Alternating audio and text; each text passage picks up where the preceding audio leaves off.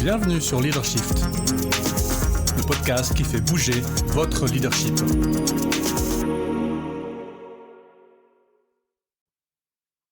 När havet är lugnt har varje båt en bra kapten. Bonjour, c'est Vincent. Bienvenue dans un nouvel épisode de Leadershift ouvert cette semaine par une citation en suédois. Qui veut dire « Quand la mer est tranquille, chaque bateau a un bon capitaine ».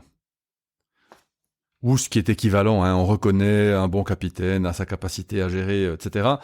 Cette semaine, on va parler de leadership en temps de crise. Grâce à un bouquin que je n'ai pas lu, mais que je me suis fait résumer par vous savez qui. Ce qui est intéressant, c'est que ce bouquin a été écrit en 2016. Alors, je trouvais marrant, avant Covid, de voir ce que les auteurs écrivent en termes de gestion de crise et surtout en termes de gestion de crise publique. Puisque le titre du livre est The Politics of Crisis Management, Public Leadership Under Pressure. Et je vais commencer par vous citer une des conclusions. L'une des choses, je cite, « L'une des choses les plus importantes à garder à l'esprit est que la crise est une étiquette, une construction sémantique que les gens utilisent pour caractériser des situations qu'ils considèrent d'une manière ou d'une autre comme extraordinaire, volatile et potentiellement lourde de conséquences négatives. La raison pour laquelle les gens qualifient collectivement une situation de crise et la vivent comme telle reste quelque peu mystérieuse. Les faits physiques, les chiffres et d'autres indicateurs apparemment objectifs sont des facteurs importants, mais ils ne sont pas décisifs. Une inondation qui tue 200 personnes est une urgence plus ou moins banale au Bangladesh, mais elle serait vécue comme une crise majeure dans, disons, le New Jersey ou la Pologne. De même, la grippe saisonnière tue entre 3 000 et 50 000 personnes par an aux États-Unis, un fait facilement occulté dans les médias et dans la conscience du public par la menace que représente un nombre relativement faible de cas d'Ebola importés et présentés de façon saisissante. Donc ce que je tire, moi, de ce texte, c'est que toute crise a une composante émotionnelle forte, une composante irrationnelle forte. Et donc, nous devrons être attentifs et attentives à ce fait quand nous serons en crise. Deuxième chose, une crise, il y a quelques siècles, voire quelques dizaines d'années, pouvait être expliquée, entre guillemets, de manière complètement irrationnelle, par exemple, au moyen des dieux, de Dieu, au moyen du hasard, acts of God par exemple. Mais ces explications-là, si elles pouvaient fonctionner au XVIe siècle, on se souvient par exemple du tremblement de terre de Lisbonne, je crois, au XVIIe siècle, qui a fait je sais pas combien de dizaines de milliers de morts. Bon voilà, c'est un acte divin pour punir je sais pas qui. Ce genre d'explication est évidemment de moins en moins plausible pour une majorité de personnes, ce qui veut dire que, en tant qu'entreprise, association, institution, on va plutôt pointer la responsabilité de la direction, par manque d'anticipation, par manque de prévention, etc. Donc, les crises sont des moments importants dans les organisations, et donc on va voir comment est-ce que le leadership en temps de crise peut répondre à ces crises de manière mesurée. Alors, il nous donne un certain nombre de compétences spécifiques, et on va en regarder 5 aujourd'hui. Première compétence, prise de décision rapide, mais pas précipitée. Deuxième compétence, communication claire, mais pas simpliste. On va construire un mur, etc., etc. Troisième compétence spécifique, la capacité à rester calme sous pression. Calme, mais pas mou. Quatrième compétence, mobiliser les équipes, mais sans frénésie. Et dernière compétence, une gestion efficace des ressources, mais pas de thésaurisation. Alors, on va détailler ces 5 types de compétences. Décision rapide, pourquoi est-ce que c'est utile ? Parce que la situation doit être évaluée relativement rapidement, parce que si vous vous souvenez de l'épisode 49, le modèle de Kuhn-Levin des situations, vous vous souvenez, situation simple, compliquée, complexe ou chaotique, une crise est souvent soit une situation complexe, soit une situation chaotique. Et le modèle de Kuhn-Levin nous dit que nous devons tester trouver des alternatives et agir plutôt qu'analyser longuement une situation de crise. Donc, il faut ouvrir les options. Donc, il faut consulter large. Peut-être prendre dans une institution, par exemple, un panel de bénéficiaires, d'employés, etc., etc. Une fois qu'on a ouvert des options, qu'on s'est créé des alternatives, établir quelques critères de choix pour une décision plus ou moins rationnelle, et puis y aller. Et puis décider de prendre des petites décisions à court terme et voir comment la situation évolue avec ces actions. Il faut absolument savoir faire des compromis et des arbitrages, les trade-offs. On ne peut pas tout avoir, surtout en situation de crise. Il y aura peut-être des ressources qui vont manquer, que ce soit des personnes, de l'argent, des clients, etc. Donc on va devoir être tout à fait capable de faire des arbitrages et de prendre des décisions difficiles. Difficiles pas parce qu'elles sont mauvaises a posteriori, mais difficiles parce qu'on n'a pas tous les éléments.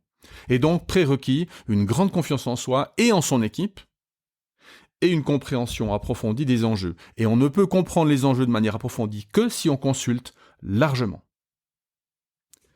Ça, c'est la première compétence, décision rapide. La deuxième, communication claire.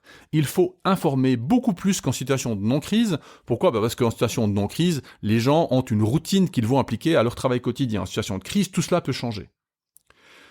Les informations doivent être simples, compréhensibles. Souvenez-vous, parce que si vous êtes régulé émotionnellement, vos équipes ne le sont pas forcément. Et donc, vous savez que plus on est stressé, moins les capacités cognitives sont à disposition. Donc, les informations doivent être simples et compréhensibles, mais pas simplistes. On doit communiquer à toutes les parties prenantes. Alors, c'est très important dans le public, mais ça l'est évidemment aussi dans le privé. Les parties prenantes, ça peut être les fournisseurs, les clients, les employés, le conseil d'administration. Et donc, le management, une des tâches principales du management, c'est justement de communiquer et pas d'aller sur le terrain. Vous avez des gens pour faire ça. Donc, communication claire à toutes les parties prenantes. L'objectif, c'est quoi de cette communication ? C'est de réduire l'incertitude et de rassurer les parties prenantes, de rassurer les gens. Oui, on fait des choses, voilà ce que nous faisons, voilà ce qui se passe, voilà ce que nous observons. Et puis de garantir l'alignement sur les objectifs et les actions à entreprendre. Il n'y a rien de pire en situation de crise qu'un désalignement. Alors, il peut arriver un effet d'alliance, un effet de cause commune. Tout le monde va plus tirer à la même corde en cas de crise, mais il faut garantir l'alignement et typiquement, il peut être obtenu plus facilement avec cette information simple et compréhensible. Le prérequis, évidemment, c'est d'être ouvert au feedback et aux ajustements nécessaires, puisque ça va être un système par boucle d'apprentissage rapide, donc on va communiquer quelque chose, il faut demander comment ça a été compris, comment est-ce que c'est vécu pour qu'on puisse adapter cette communication par la suite. Donc vous voyez que sous ce trait de communication claire, il y a aussi, et on l'a vu avec déjà la décision rapide, une capacité à s'adapter rapidement. Troisième compétence de leadership en cas de crise, sans aucune surprise, rester calme sous pression. Si vous voulez un exemple cinématographique de ça, vous regardez la série télévisée Band of Brothers, qui raconte l'épopée pendant la Deuxième Guerre mondiale du Major Winters. Et il y a un épisode tout à fait célèbre dans lequel le capitaine d'instruction perd complètement les pédales émotionnellement, et c'est donc le sergent, je crois à l'époque, ou lieutenant Winters à l'époque, qui sauve les troupes d'une situation difficile. Donc, les crises vont générer du stress et de l'anxiété, mais nous, leaders, nous devons être capables de maintenir notre sang-froid et de prendre les fameuses décisions qui s'imposent, qu'on a vues au premier. C'est clair que si vous êtes complètement dérégulé, complètement stressé, complètement sous émotion, les deux premières choses, décision rapide et communication claire, seront beaucoup plus difficiles, voire impossibles. Ce qui est intéressant, c'est que cette sérénité que vous pourriez montrer va permettre de créer un environnement de travail rassurant, stable, et votre calme peut ou risque par exemplarité, de se propager à vos équipes qui, elles-mêmes, vont pouvoir le propager chez les employés et les collaboratrices. Et donc, ce qui est intéressant, et d'ailleurs c'est ce qui a fait la différence pour Winters par rapport au capitaine d'instruction Sobel, c'est que les leaders qui parviennent à rester calmes sont souvent ceux qui inspirent le plus confiance et le respect. Et donc, une crise est une opportunité majeure pour le leadership de montrer son leadership. Quatrième compétence importante, mobiliser les équipes. L'objectif, c'est de maintenir la cohésion et la motivation des équipes. puisque dans ces moments difficiles, le découragement peut venir plus vite, la désorientation. Et donc ici, il s'agit d'aider à trouver du sens ou à donner du sens. Et donc, on va essayer de contextualiser ce qui se passe. Et donc, typiquement, ça se fait avec une histoire. Quelle est l'histoire ? Qu'est-ce qui est en train de se passer ? Vous pouvez d'ailleurs vous raccrocher au bouquin qu'on a discuté dans ce podcast, Le héros aux 1000 visages, ou le bouquin de Vogler, Christopher Vogler, qui nous apprend comment fonctionnent les histoires. Et donc l'idée simplement avec cette histoire, c'est de donner du contexte à ce qui se passe et ensuite mobiliser les équipes en encourageant, en soutenant, en reconnaissant les efforts et les succès, puisque vous avez pris de petites décisions à court terme, il y aura certainement des choses à dire sur ce qui marche et ce qui marche pas. N'oubliez pas de redéfinir les règles du jeu, les règles de comportement, et de punir sévèrement les contrevenants. Pourquoi est-ce que c'est important ? Parce que dans le chaos, dans les situations particulières, les profiteurs risquent de profiter, puisqu'il y a peut-être moins de contrôle, une perception moins accrue. Voilà. Donc oui, on pourrait se dire c'est moralement répréhensible, certes, mais c'est parfaitement humain. Donc n'oubliez pas de redéfinir les règles et de mettre en place des contrôles. Et enfin, dernière compétence, la gestion efficace des ressources. Une chose qui m'a frappé pendant la Covid, justement, c'est à quel point les entreprises qui ont su déléguer les décisions à prendre, en termes de ressources en particulier, ont mieux vécu la crise. Puisque qui sait le mieux qui peut dépenser ou utiliser quelles ressources ? Ce sont les gens qui sont sur le terrain. Alors en temps normal, on se fait l'illusion, on se crée une illusion que c'est le management qui peut le faire, mais c'est clairement les gens près du terrain. Et donc, en cas de crise, il faut absolument déléguer les décisions sur l'utilisation des ressources disponibles aux gens les plus proches de l'utilisation de ces ressources, mais par contre, il faut coordonner les décisions qui sont prises. Et puis, une fois que ces décisions sont prises, avoir beaucoup de transparence sur qu'est-ce qui a été fait en termes de décision et d'action, que ce soit budget ou allocation de personnes. Alors évidemment, il y a des obstacles, on en a parlé, le manque de régulation, de stress et des émotions. Donc l'objectif, c'est peut-être de travailler cette régulation individuellement, ça se fait avec du coaching par exemple, et aussi de le faire au niveau de la direction. Et typiquement, là, un coaching de direction peut être utile en préparation de crises à venir qui, vous le savez, vont venir de plus en plus souvent, surtout avec les incertitudes géopolitiques qui nous tiennent actuellement.